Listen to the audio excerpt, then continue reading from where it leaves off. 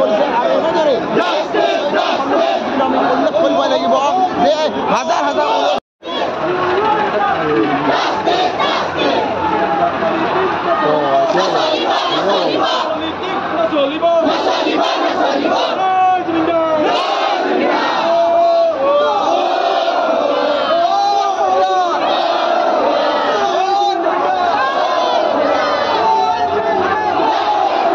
জুবিন গাৰ্গ আমাৰ মাজৰ পৰা নোহোৱা হোৱাৰ এটা মাহৰ বেছি সময় পাৰ হৈ গ'ল এতিয়া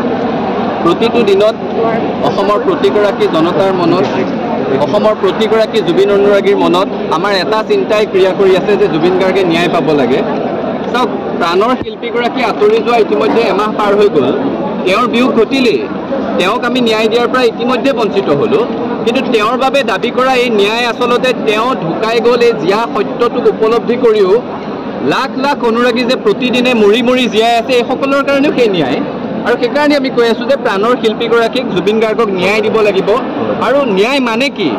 এটা ক্ষিপ্ৰ পানী নসৰকা তদন্ত হ'ব লাগিব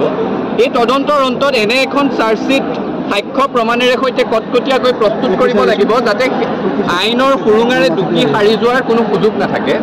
আৰু যেতিয়া এই অভিযুক্তসকলে তেওঁলোক দোষী সাব্যস্ত হ'ব আৰু কঠোৰ দৃষ্টান্তমূলক শাস্তি লাভ কৰিব তেতিয়াহে আমি আশ্বস্ত হ'ব পাৰিম যে প্ৰাণৰ শিল্পী জুবিন গাৰ্গে ন্যায় পালে আৰু যেতিয়ালৈকে ন্যায় নাপাব তেতিয়ালৈকে সংগ্ৰাম অব্যাহত থাকিব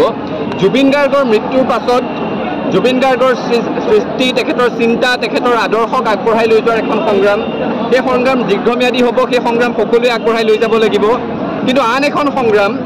জুবিন গাৰ্গৰ মৃত্যুৰ যি অস্বাভাৱিকতা জুবিন গাৰ্গৰ মৃত্যুক লৈ যিবোৰ প্ৰশ্ন উত্থাপিত হৈছে প্ৰতিটো প্ৰশ্নৰ উত্তৰ লাগিব অসমৰ ৰাইজে জানিব লাগিব কি পৰিস্থিতিত কাৰ গাফিলতিৰ কাৰণে কি ধৰণে জুবিন গাৰ্গৰ মৃত্যু হ'ল আৰু যিসকলৰ গাফিলতিৰ কাৰণে মৃত্যু হ'ল এই শ্যামকানু মহন্ত সিদ্ধাৰ্থ শৰ্মাৰ দৰে ব্যক্তিসকল তেওঁলোকে কঠোৰ দৃষ্টান্তমূলক শাস্তি পাব লাগিব যেতিয়ালৈকে নাপায় আমাৰ এই আন্দোলন অব্যাহত থাকিব যোৱা 12 অক্টোবৰ তাৰিখতে আমি ধাৰাবাহিক আন্দোলন ঘোষণা কৰিছিলোঁ জিলাই জিলাই অৱস্থান ধৰ্মঘট হৈছে